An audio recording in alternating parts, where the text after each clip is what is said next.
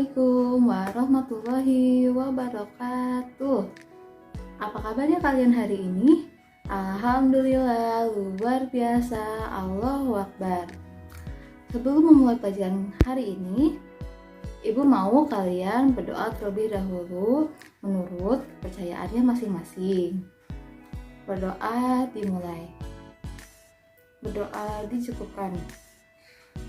Hari ini kita akan mempelajari tentang Perang Diponegoro.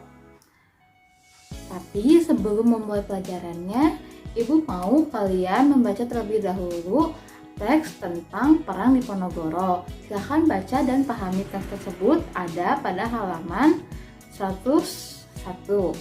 Nah, bagaimana? Sudah selesai? Karena kalian sudah selesai membaca, Ibu mau tahu nih seberapa jauh pemahaman kalian mengenai teks Perang Diponegoro yang telah kalian baca sebelumnya. Jadi Ibu akan memberikan beberapa pertanyaan untuk kalian. Nanti kalian akan mendapatkan hadiah dari Ibu kalau bisa menjawab pertanyaan tersebut. Bagaimana, setuju? Setuju, oke. Jadi kalian jangan malu-malu ketika menjawab ya.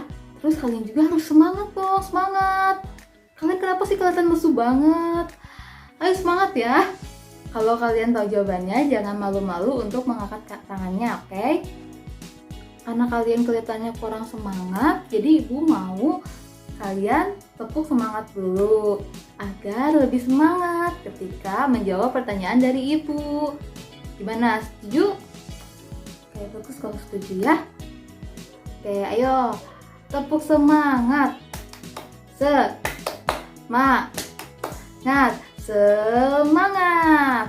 Bagus sekali, sekarang kalian sudah semangat kan? Ya, ayo jawab pertanyaan dari Ibu. Yang pertama, kapan Perang Diponegoro terjadi? Ayo angkat tangannya anak-anak. Ayo siapa yang tahu, angkat tangannya ya. Jai, kamu tahu jawabannya? Oke, silakan.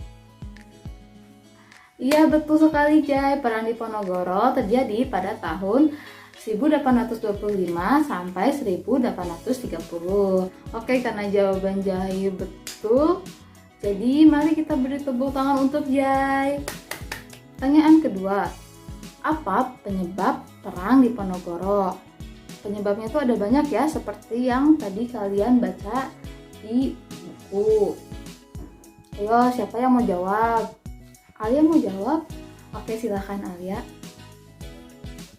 Iya, betul jawabannya Alia. Yang pertama, Perang Diponegoro disebabkan akibat adanya pengaruh Belanda dalam mencampuri urusan internal Keraton Yogyakarta. Alasan kedua, akibat adanya pencampuran urusan internal antara Belanda dengan Keraton Yogyakarta tadi, beban pajak yang ditanggung oleh rakyat itu jadi semakin banyak dan berat. Lalu yang ketiga itu Belanda membangun patok jalan melewati kuburan nenek moyang Pangeran Diponegoro. Jadi karena tiga hal tersebut, Pangeran Diponegoro mantap melakukan perlawanan terhadap Belanda. Lalu yang terakhir, bagaimana akhir dari Perang Diponegoro? Ayo angkat tangannya. Aska, kamu mau jawab? Oke, silakan Aska. Iya, betul sekali jawaban kamu Aska. Akhir dari Perang Diponegoro yaitu Pangeran Diponegoro dijebak oleh Belanda, lalu ia diasingkan sehingga peperangan itu dimenangkan oleh Belanda. Sayang sekali memang di Perang Diponegoro ini berakhir dengan kekalahan di pihak kita. Namun ada banyak hal yang bisa kita pelajari dari terjadinya Perang Diponegoro dan Pangeran Diponegoronya sendiri selaku tokoh dari perang tersebut. Yang pertama diantaranya, kita harus menyusun strategi yang bagus sebelum berperang. Karena kalau kita tidak dapat menyusun strategi yang bagus, kita bakalan kalah. Seperti Perang Diponegoro, ya meskipun ujungnya kalah, tapi strateginya itu udah bagus karena ketika Perang Diponegoro itu Belanda sangat kewalahan dengan strategi gerilya yang dilakukan oleh Pangeran Diponegoro. Lalu yang kedua, harta dan tahta membuat seseorang bisa menjadi berkhianat. Seperti yang kalian baca ya di buku tadi, kan Belandanya tuh kayak semacam nyogok keraton gitu loh. Jadi kan pihak keratonnya itu jadi berkhianat dan memasukkan Belanda ke dalam urusan internalnya. Maka kita perlu berhati-hati. Gak apa-apa sih harta tahta itu dicari, tapi kita juga harus berhati-hati dengan kenikmatan duniawi tersebut.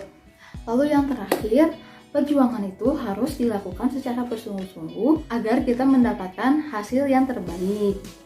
Ya tadi, jadi karena kalian sudah bisa menjawab pertanyaan dari Ibu, jadi Ibu akan memberikan hadiah kepada kalian masing-masing satu ya.